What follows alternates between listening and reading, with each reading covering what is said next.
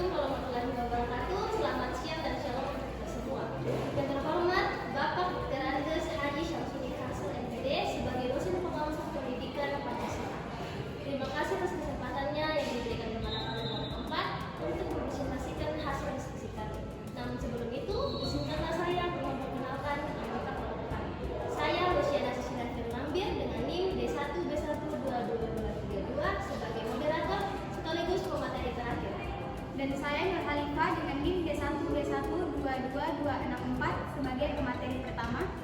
Dan saya Nur Anissa Aulia dengan NIM D1B1222253 sebagai pemateri kedua. Dan saya Tri Fitrilan NIM D1B12225 sebagai pemateri ketiga. Dan saya Angga Fitrani dengan NIM D1B12261 dengan pemateri kelima. Dan saya Maria Patricia Veronica dengan NIM D1B1222243 sebagai presentase kelima. Demikian perkenalan dari kelompok kami. Selanjutnya di dalam presentasi ini kami membuka 3 babak. Yang pertama pembukaan, yang kedua diskusi, yang ketiga penutupan. Pertama yaitu pengertian ideologi negara. Ideologi berasal dari bahasa Yunani yang diambil dari 2 kata. Yang pertama yaitu idea, yang kedua yaitu logos. Idea yang berarti ide, gagasan, buah pikir atau konsep, sedangkan logos berarti hasil pemikiran. Jadi ideologi adalah ilmu yang mencakup ilmu kajian asal mula, juga hakikat buah pikir atau gagasan. Ideologi juga merupakan hasil pemikiran yang isinya mencakup nilai-nilai tertentu demi mencapai sebuah tujuan tertentu yang ingin dicapai. Ideologi disebut juga sebagai identitas dari sebuah negara karena ideologi sebenarnya memiliki fungsi yang sangat penting untuk sebuah negara, di mana ideologi digunakan sebagai sebuah hal yang memperkuat identitas sebuah masyarakat negara. Yang kedua yaitu fungsi ideologi, seperti halnya kartu identitas yang umumnya dimiliki setiap orang sebagai tanda pengenal. Ideologi juga dapat digunakan sebagai tanda pengenal dari sebuah bangsa. Selain itu, ideologi juga memiliki fungsi lainnya yaitu fungsi kognitif dan fungsi orientasi dasar, di mana sebagai fungsi kognitif berarti ideologi dapat dijadikan sebuah landasan bagi suatu bangsa dalam berkehidupan di dunia. Sedangkan fungsi orientasi dasar berarti ideologi merupakan hal yang dapat dijadikan sumber wawasan dan makna bagi rakyat, serta dapat menjadi pembimbing bagi rakyatnya dalam mencapai tujuan. Peran lain yang dimiliki ideologi adalah sebagai alat dalam pencegahan terjadinya berbagai konflik dalam masyarakat. Tentunya hal ini dengan tujuan agar masyarakat dapat tetap hidup dalam rasa tentram sekaligus memiliki rasa solidaritas yang tinggi. Ideologi juga memiliki peranan sebagai pemersatu bangsa, karena pada dasarnya tiap bangsa di dunia ini memiliki keberagaman suku, bahasa, adat, budaya, dan agama. Maka dari itu, ideologi sangat berperan penting sebagai pemersatu agar terciptanya kehidupan bernegara yang baik. Baik, saya akan melanjutkan materi yaitu kedudukan Pancasila. Dalam kehidupan bernegara, dalam perumusan Pancasila sebagai ideologi, negara merupakan proses yang panjang, berbagai penafsiran fisiologi serta ideologis dilakukan agar mencapai nilai-nilai kita kenal hingga sekarang. Pancasila sendiri memiliki beberapa kedudukan dalam kehidupan bernegara masyarakat Indonesia yaitu 1. Sebagai jiwa bangsa Indonesia, 2. Sebagai ciri dari pribadi bangsa Indonesia, 3. Sebagai pedoman hidup bangsa Indonesia, 4. Sebagai dasar negara, 5. Sebagai sumber dari segala hukum, 6. Sebagai perjanjian yang luhur ketika negara Indonesia didirikan, 7. Sebagai tujuan atau cita-cita bangsa. Kedudukan ini jelas menyatakan Pancasila merupakan pedoman bagi masyarakat Indonesia dalam menjalankan aktivitas hidup bernegara. Oleh sebab itu, dapat dikatakan bahwa Pancasila adalah petunjuk dalam kehidupan bernegara. Demikian juga negara akan tanpa arah bila tidak ada Pancasila. Selanjutnya, peran Pancasila sebagai ideologi negara. Peran Pancasila sebagai ideologi negara yaitu untuk memberikan bimbingan kepada masyarakat Indonesia dalam menentukan sikap dan tingkah laku. Kedudukan nilai-nilai yang terkandung dalam kelima asas Pancasila dijadikan patokan aturan oleh bangsa ini. Oleh karena itu, pelaksananya harus berdasarkan pada keyakinan dan kesadaran penggunanya. Apabila aturan Pancasila sebagai ideologi negara dilanggar, maka hukumannya berupa sanksi moral dan sosial.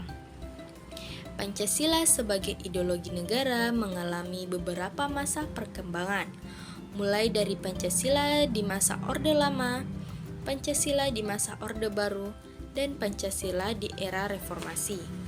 Beberapa pihak dan para ahli sepakat bila ideologi Pancasila merupakan kumpulan gagasan dan ciri khas bangsa Indonesia.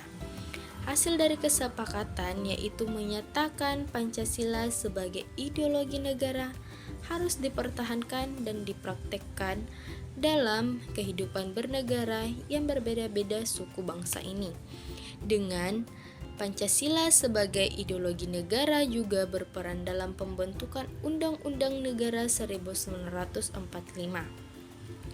Pancasila digunakan agar bangsa Indonesia memiliki akar ataupun dasar yang kuat serta memiliki identitas yang jelas dengan ciri khas yang membedakannya dengan bangsa lain. Fungsi Pancasila sebagai ideologi negara, yaitu 1.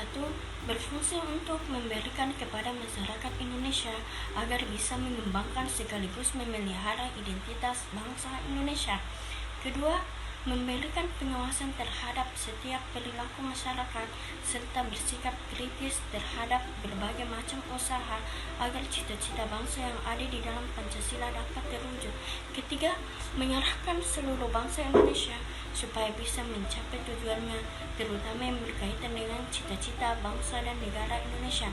4. Memelihara, memperkuat, serta menyatukan semua bangsa Indonesia agar menjadi satu kesatuan. 5. Berfungsi untuk dijadikan sebagai pedoman kehidupan berbangsa dan bernegara bagi bangsa Indonesia. Selanjutnya yaitu makna Pancasila sebagai ideologi negara. Adapun makna Pancasila sebagai ideologi negara adalah sebagai berikut. Pertama, nilai-nilai yang terkandung dalam Pancasila dijadikan acuan dalam mencapai cita-cita yang berkaitan dengan aktivitas kehidupan bernegara.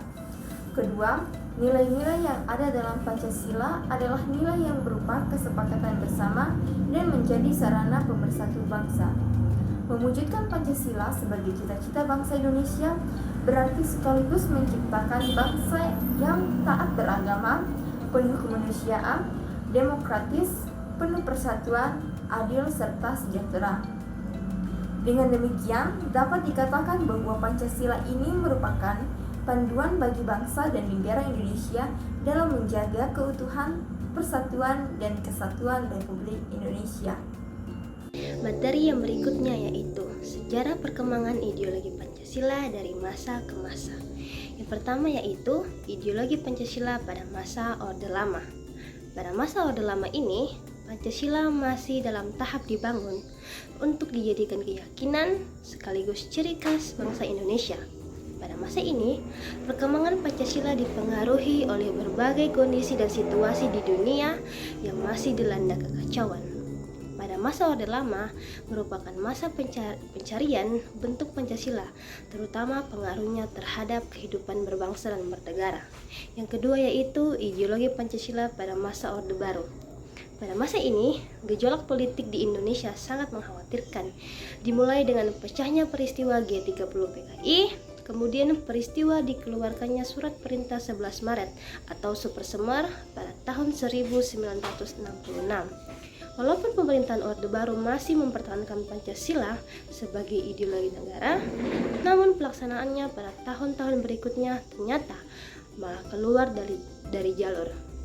Banyak dari kebijakan pemerintah yang tidak sejalan dengan nilai-nilai dalam Pancasila.